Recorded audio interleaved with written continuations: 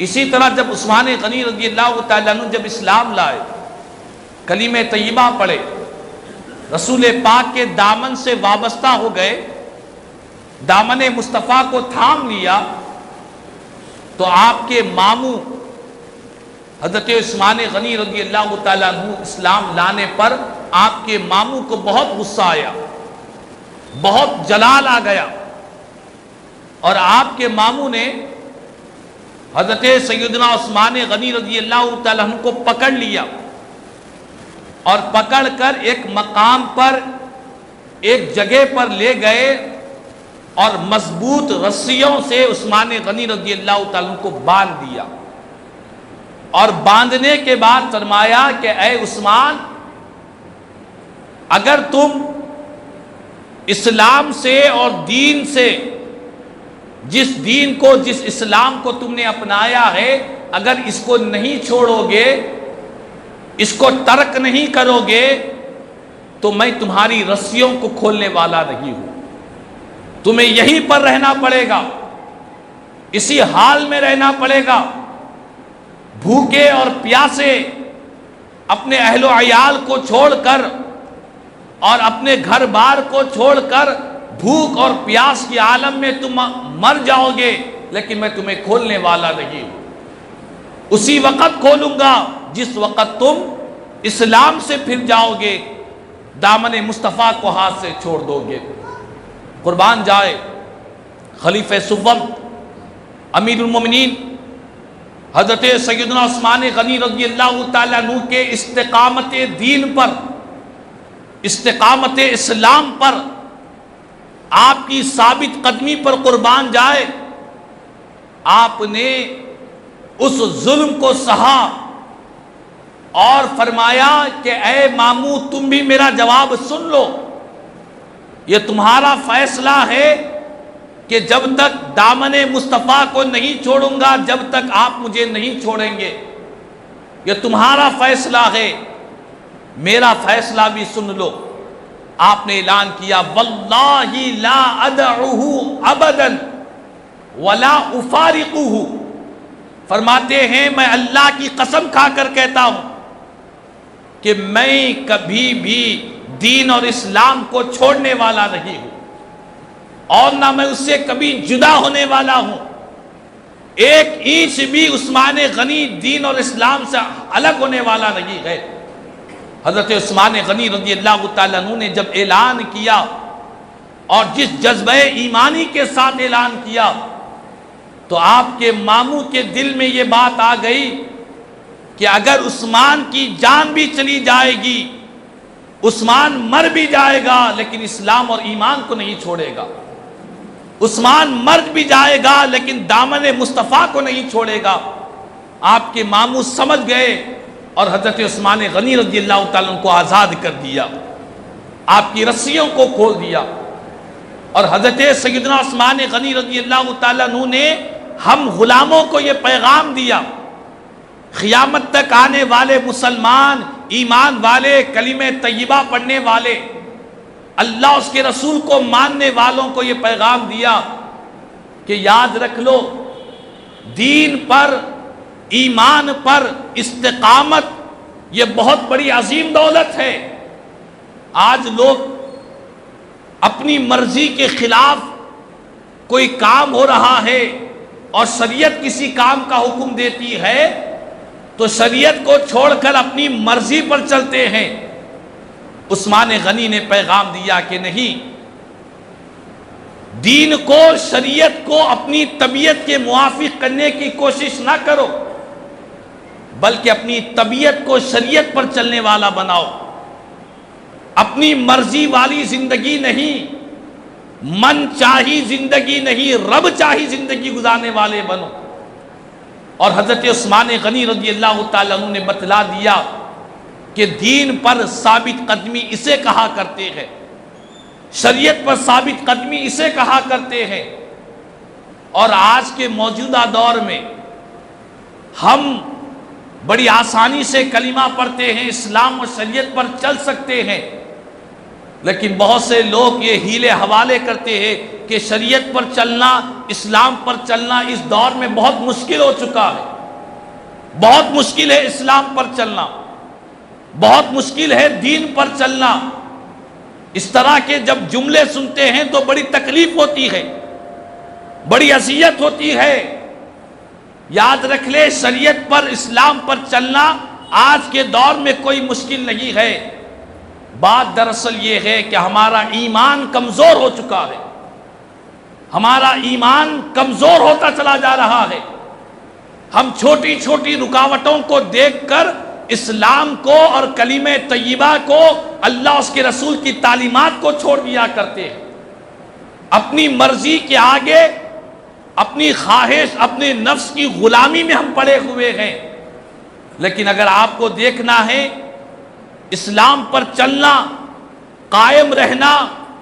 یہ کتنی عظیم دولت ہے۔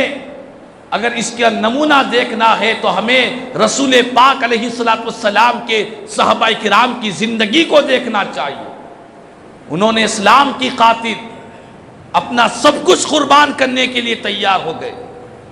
حضرت عثمان غنی رضی اللہ تعالیٰ عنہ جس وقت اسلام لائے، ایسے تکالیف، ایسی مصیبتیں، ایسی آزمائشیں کھڑی ہو گئی کہ آپ نے اپنی اہلیہ کے ساتھ حبشہ کی طرف ہجرت فرمائی ہے۔ اور یہ جو ہجرت ہے یہ بڑی آسانی سے ہم کہہ بھی دیتے ہیں، سن بھی لیتے ہیں، لیکن ہجرت کرنا کوئی معمولی بات نہیں ہے۔ اپنے ملک کو، اپنے وطن کو چھوڑنا، اپنے اہل و عیال کو چھوڑنا، اپنے کاروبار تجارت کو چھوڑنا، اپنے خاندان قبیلے کو چھوڑنا، وہ بھی کس کی خاطر؟ دولت کے لیے نہیں، عزت کے لیے نہیں، بلکہ دین پر ثابت قدم رہنے کے لیے چھوڑنا، اسے ہجرت کہتے ہیں۔ اور اس ہجرت کو عثمان غنی رضی اللہ تعالیٰ عنہ نے ایک مرتبہ نہیں فرمایا بلکہ 2 مرتبہ ہجرت فرمائی ہے۔ ایک مرتبہ آپ ہجرت حبشہ کی طرف گئے اور دوسری مرتبہ آپ نے ہجرت مدینے کی طرف فرمائی ہے، اور وہ بھی تنہا نہیں بلکہ اپنی اہلیہ کے ساتھ آپ نے ہجرت فرمائی ہے۔ اس دور میں ہجرت کرنا، ایک ملک سے دوسرے ملک کو جانا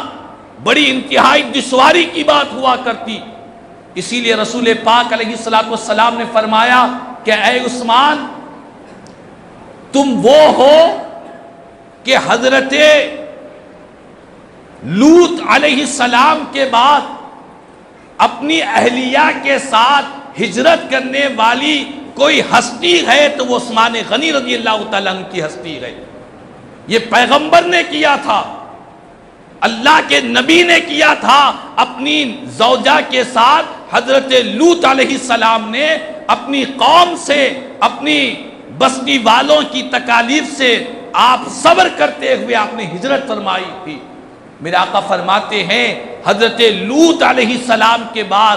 کسی نے اپنی اہلیہ کے ساتھ ہجرت کیا،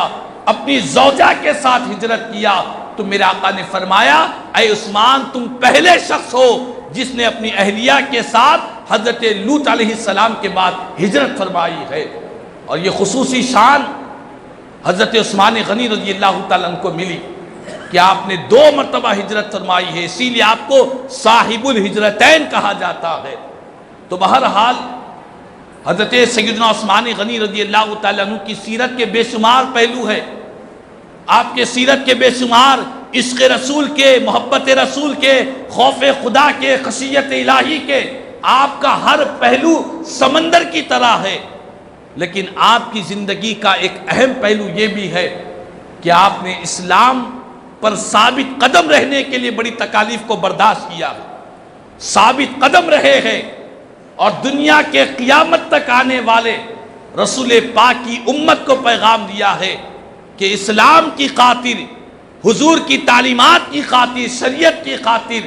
اگر اپنا سب کچھ قربان ہوتا ہے تو ہو جانے دو، اسی میں تمہاری سب سے بڑی کامیابی ہے، اسی میں تمہارے لیے بھلائی ہے۔ اور اسی لیے میرے آقا نے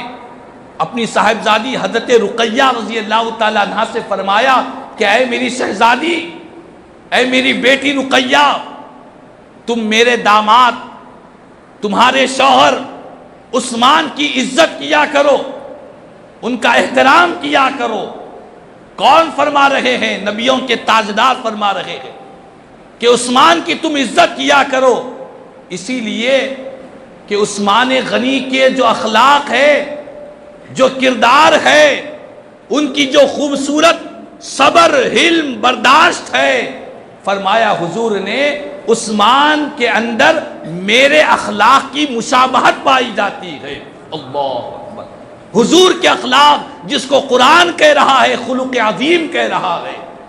مدینے والے آقا فرما رہے ہیں کہ عثمان کے اندر ان کے اخلاق و کردار میں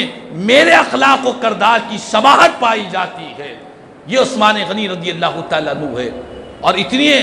اخلاق اور اتنے حیا والے کہ میرے آقا فرماتے ہیں کہ عثمان وہ ہے جس سے فرشتے بھی حیا فرمایا کرتے ہیں، فرشتے بھی ان سے حیا کرتے ہیں، ایسی حیا ان کی اندر اللہ تعالیٰ نے عطا فرمائی ہے۔ اسی لیے آپ کو کہا جاتا ہے کامل الحیاء والایمان، آپ حیا میں بھی کامل ہے، ایمان میں بھی کامل ہے۔ اور رسول پاک علیہ السلام نے فرمایا ہر نبی کا جنت میں ایک رفیق ہے، ایک ساتھی ہے، اور میرے آقا فرماتے ہیں جنت میں میرا کوئی رفیق ہے تو وہ عثمان غنی رضی اللہ تعالیٰ عنہ ہے۔ تو اسی ذوالحجہ کی 18 تاریخ کو قرآن کی تلاوت فرما رہے تھے، اسی وقت بلوائیوں نے حضرت عثمان غنی رضی اللہ تعالیٰ عنہ کو شہید فرمایا اور آپ قرآن کی تلاوت فرما رہے تھے۔ تو ہمیں چاہیے کہ حضرت عثمان غنی رضی اللہ تعالیٰ عنہ کی سیرت سے واقفیت حاصل کرے، اور 18 ذی الحجہ پیر کے دن اپنے اپنے طور پر فاتحہ خوانی، ایصال ثواب کا اپنے گھروں میں اہتمام کرے، تاکہ اللہ تعالیٰ عثمان غنی کے فیضان سے ہمیں مالا مال فرمائے۔ اللہ تعالیٰ سے دعا ہے کہ اللہ تعالیٰ ہم سب کو حضرت سیدنا عثمان غنی رضی اللہ تعالیٰ عنہ کا فیضان عطا فرمائے، آپ کے نقش قدم پہ چلنے کی توفیق عطا فرمائے، کہنے سننے سے زیادہ مجھے اور ہم تمام کو عمل کی توفیق عطا فرما۔ آمین ثم آمین۔ الحمدللہ رب العالمین وما علینا الا البلاغ۔